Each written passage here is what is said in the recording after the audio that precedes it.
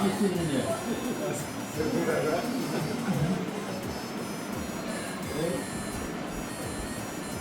এবার ঈদটা কেমন কাটলো? তো আমি তো ছিলাম না, কেমন কাটছে? কি করবো? না, কেমন কাটছে? আপনার কাছে কেমন লাগছে? যে আমরা নাতি পুতি সবাই ছিল, কেমন? ভালো লাগছে। ভালো লাগছে, তার রাফি থাকে গেলে আর একটু ভালো লাগছে। আমি তো ছিলাম, আমি তো অনেক মজা ছিলাম, বেশি মজা ছিলাম। ভালো লাগছে না? সব নাতি পুতি একসাথে দেখছেন, ভালো লাগছে না? আপনি তো চান যে আমরা এইভাবে থাকি? আমরা চাই যে পাঁচ ভাই একখানে খাইয়ে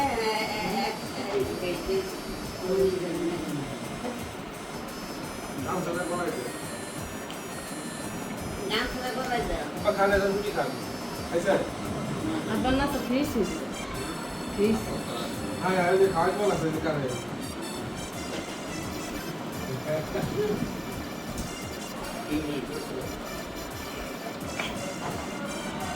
ঠিক আছে, তুমি কাছে খাও, কেমন লাগছে?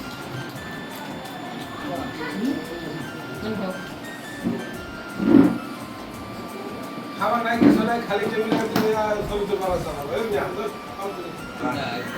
আলহামদুলিল্লাহ, আমার চাচা আছে, বাপ আছে, তাই এরা 5 ভাই একসাথে হয়েছে। আলহামদুলিল্লাহ, আমার অনেক ভালো লাগতেছে। আবার এখানে আর একটা খুশির বিষয় হলো আমার দাদা এবং দাদু আছে।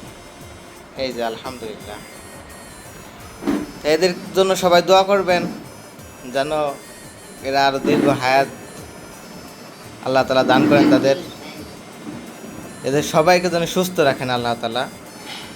এই দোয়াটাই সবাই করবেন। আলহামদুলিল্লাহ। সবাই যিনি কুরবানির গরু খাওয়া হয়েছে, এখন আমরা সবাই মিলে কুরবানির গরু খাইতেছি রুটি দিয়ে।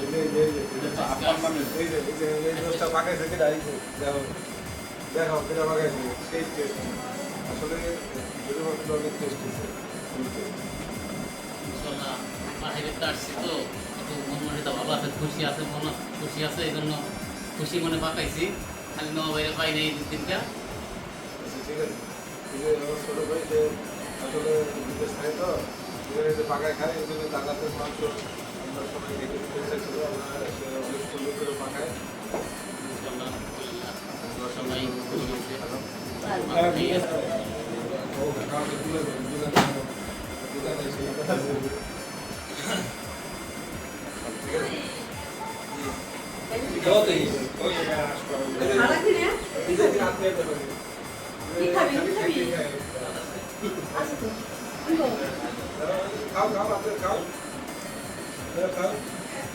আমার মা একটু বুঝে করছিস তো না করেছিল, তাই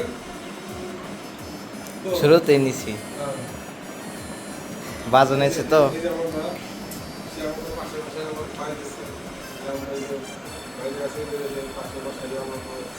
রুটি বানাইছে, ভাজি শেষ হয়ে গেছে।